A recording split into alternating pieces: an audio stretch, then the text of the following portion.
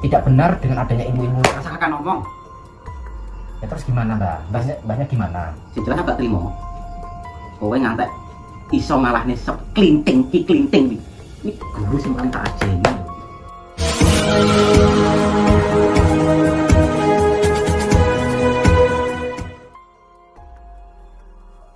Assalamualaikum sahabat spiritual yang berbahagia. Selamat menyaksikan kembali video dakwah perjuangan Gus Nur Samsun. Dan semoga kesejahteraan senantiasa terlimpahkan kepada para sahabat semuanya. Video ini adalah ketika Gus Nur Samsun ditantang duel oleh Mbah Jarot, seorang dukun santet yang ingin melakukan balas dendam kepada Gus Nur Samsun. Mbah Jarot ini tidak terima atas perbuatan Gus Nur Samsun yang telah menghajar seorang dukun santet yang adalah juga guru dukunnya.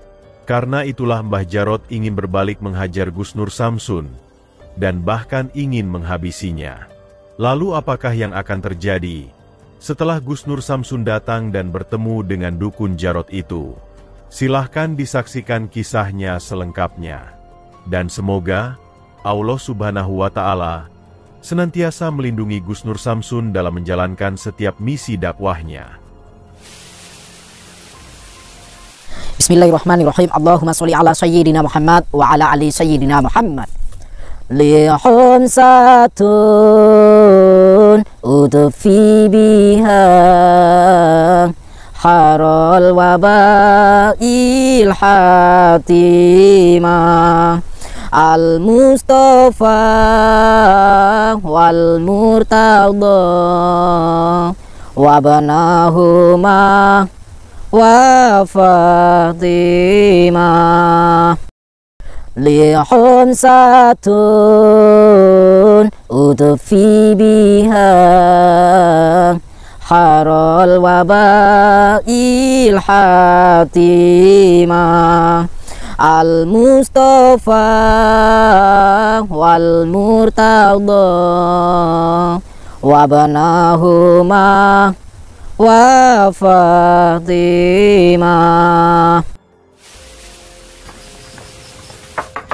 Assalamualaikum. Assalamualaikum. Assalamualaikum. Mbah Jarot. Nggih. Kula Mbah. Kula pengen mlebet. Monggo. Sahabat yang berbahagia, kisah ini adalah bermula ketika ada dua orang dukun santet yang tiba-tiba datang dan mengobrak-abrik padepokan Gus Nur Samsun. Yang tujuannya adalah untuk meminta dan memperingatkan Gus Nur Samsun agar tidak lagi mendatangi dan menghalangi pekerjaan dari para dukun. Dukun tersebut bahkan sempat menyerang santri padepokan hingga terluka parah. Karena mengetahui hal tersebutlah Gus Nur Samsun menjadi sangat marah. Dia tidak menyangka ada dukun santet yang berani datang dan mengobrak-abrik padepokannya. Maka terjadilah pertarungan yang cukup hebat Gus Nur Samsun dengan dua dukun yang mengaku sebagai gurunya para dukun santet itu. Dan pada akhirnya Gus Nur Samsun kemudian berhasil mengalahkannya. Gus Nur Samsun kemudian menghajar mereka hingga remuk, sehingga mereka menyerah dan meminta maaf atas perbuatannya. Tidak hanya itu saja, dukun tersebut kemudian bertobat dan berikrar mengucapkan dua kalimat syahadat. Namun ternyata, hal tersebutlah yang membuat marah Mbah Jarot, seorang dukun santet yang didatangi oleh Gus Nur Samsun ini. Dukun tersebut sangat tidak terima atas aksi Gus Nur Samsun yang telah mengalahkan dan menghajar hingga remuk sang dukun yang mengobrak-abrik padepokan Gus Nur Samsun itu. Mbah Jarot mengatakan bahwa salah seorang dari mereka adalah guru dukunnya. Guru dukunnya tersebut bernama Mbah Klenting, yang mengajarkan semua ilmu yang hebat kepada dirinya. Bahkan dia mengaku ilmunya sudah lebih hebat dari sang guru. Karena itulah Mbah Jarot ini kemudian menelepon Gus Nur Samsun. Dukun Jarot berkata, jika Gus Nur Samsun memang hebat, dia meminta Gus Nur Samsun untuk datang menemuinya di rumahnya. Tujuannya adalah untuk melakukan pertarungan dan ingin balas dendam atas aksi Gus Nur Samsun yang telah menghajar guru dukunnya. Dan karena ditantang dukun Jarot itulah Gus Nur Samsun kemudian mendatangi dukun tersebut ke rumahnya.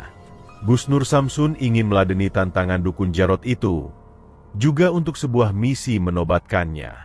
Maka setelah bertemu dengan sang dukun, Gus Nur Samsun pun mencoba berkata, "Mengapakah dukun Jarot ingin melakukan balas dendam?" Sang gurunya itu sudah sadar akan perbuatannya.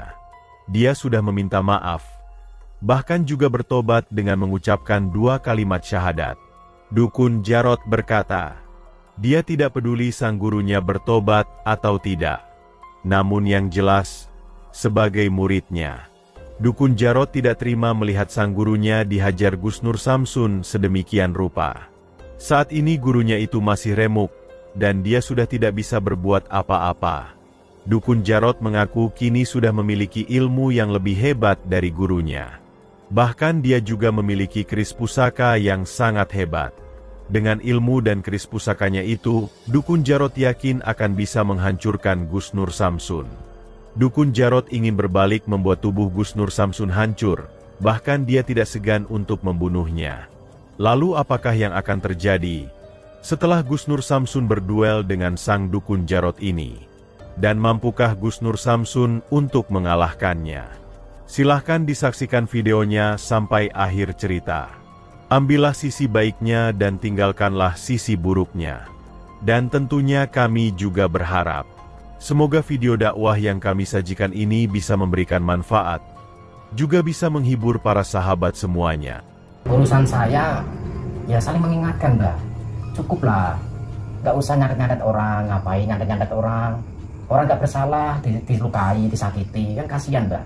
Karena di atas langit masih ada langit, dan kehidupan pasti ada kematian. Mumpung belum mati, saya mengingatkan, berarti saya sayang sama Mbak Klinting. Perhatikan semono pripun, Mbak. Ini gue cuma pengen ngetes tok gitu. Saya nggak pengen ngetes, Mbak. Justru malah Mbak Klinting itu malah menghajar saya. Gitu. Mbak Klinting malah menghajar saya, dan saya merasa saya perlu pembelaan diri, dan saya membela diri, Mbak.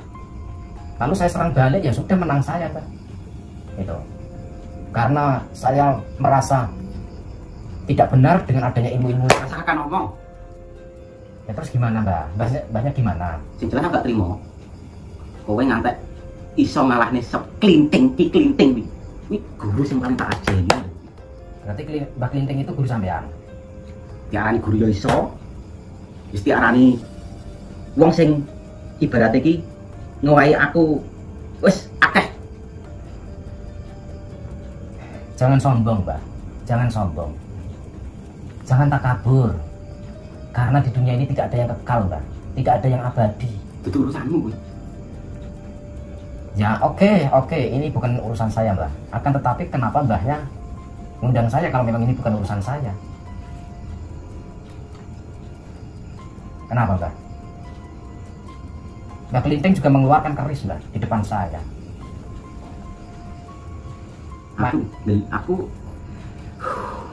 Aku bener-bener gak terima tenan. Sampai merasa dendam. Sajake kowe yo nantang gitu ae sajake. Sajake yo nantang perkara warak sajake. Saya nggak menantang, Mbak. Saya nggak pernah menantang saya. Tapi kalau sudah nggak bisa diingatkan seperti jenengan, Mbak Klinting sudah tobat kok, Mbak. Sudah mengucapkan 2 kalimat syahadat, ilmunya sudah saya buang kok. Kalau Mbak Klinting cerita kesampaian jenengan yang mungkin berlebihan, ya saya mohon maaf, Mbak. Dan kebetulan saya sudah sampai di sini bertemu sama Mbah Jarot. Saya sekalian mengingatkan Mbah Jarot, nggak usah jadi dukun santet lagi, berhenti pensiun, tinggalkan dunia-dunia seperti itu. Nggak bener itu. Berarti ya perlu dijajal itu. Saya nggak mau lah jajal-jajalan, Mbak. Nggak mau saya buat jajalan-jajalan. Tapi ingat, kalau jenengan memaksa saya, pengen mencoba saya buka lebar, silahkan. Itu pun kalau mampu, kalau bisa. Kalau tidak bisa, jangan sesumbar, jangan takabur, jangan sombong.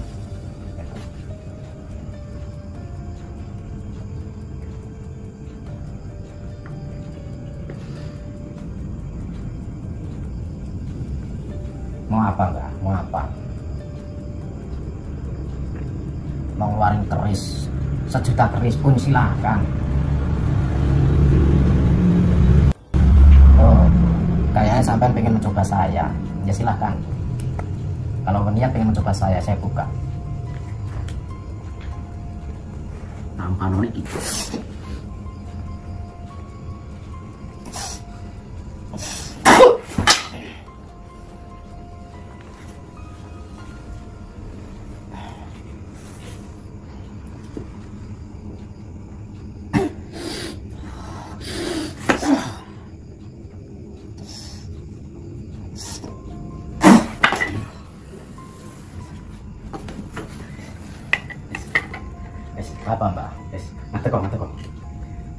nggak mau berdiri, Mbak.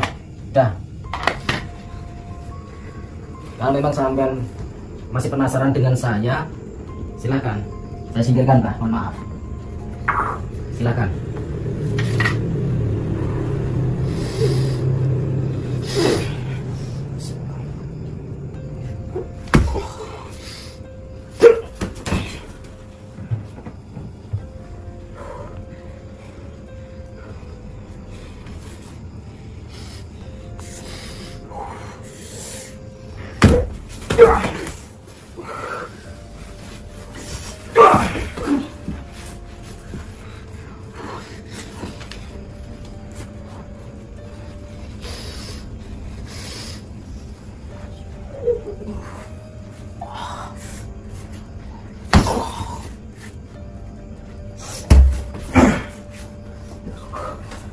Ampun, sampun.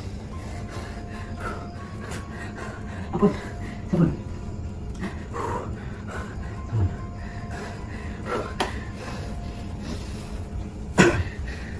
Saya itu santai, Mbak. Saya sudah bilang baik-baik. Nggak usah takabur, nggak usah sombong. Karena di atas langit masih ada langit. Sesuatu kebatilan tidak akan menang melawan dengan kebenaran. Dan sesuatu kemusyrikan itu akan dimusnahkan sama Tuhan. Ampun. Belum aku salah, Mbak. Sampai menyerahkan semua. Nggih. Rela sampai. Nggih. Tobat. Nah.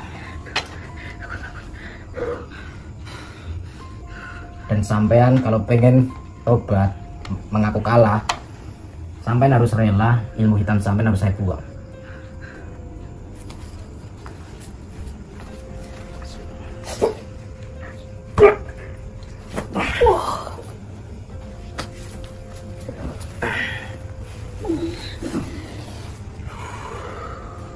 Mbak Jarot, saya mau tanya, sampean untung tidak saya buat pingsan ataupun terluka.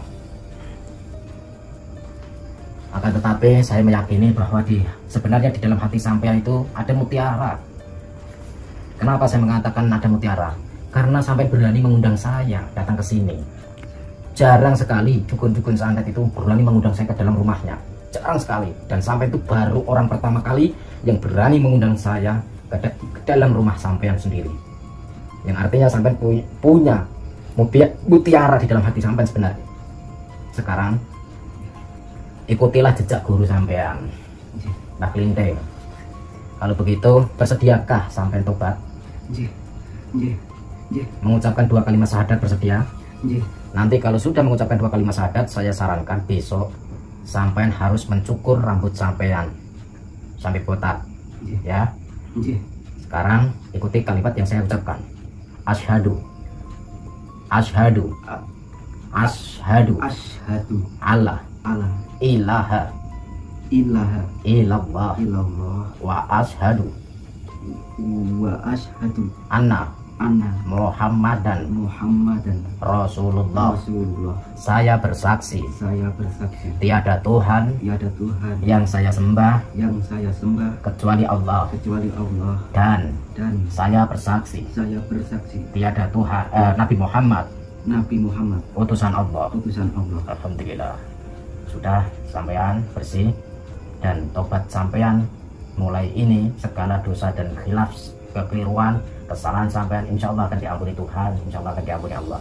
Mulai sekarang saya akan mencari informasi tentang sampean melalui guru sampean, ya.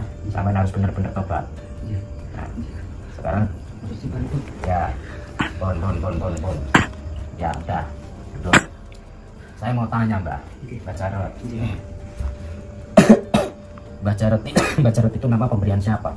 Guru kula Ki Klinteng. Ki Klinteng. Nanti setelah sampean tobat ini saya ganti namanya, ya. Saya ganti Muhammad Abdul Kohar. Nah, nanti panggilan sampean Kohar, ya. Nah, jadi nama sampean siapa? Muhammad Abdul Kohar. Nah, jadi nama baru sampean itu insya Allah akan menjadikan keberkahan, dan ini pusaka sampean sudah sampean serahkan kepada saya, maka akan saya bawa pulang, ya. Ya, dan saya mengucapkan maaf juga karena ya secara tidak langsung menjadi acak-acakan rumah sampean. Nggih. Nggih, pun. Kula pamit riyen nggih. Assalamualaikum.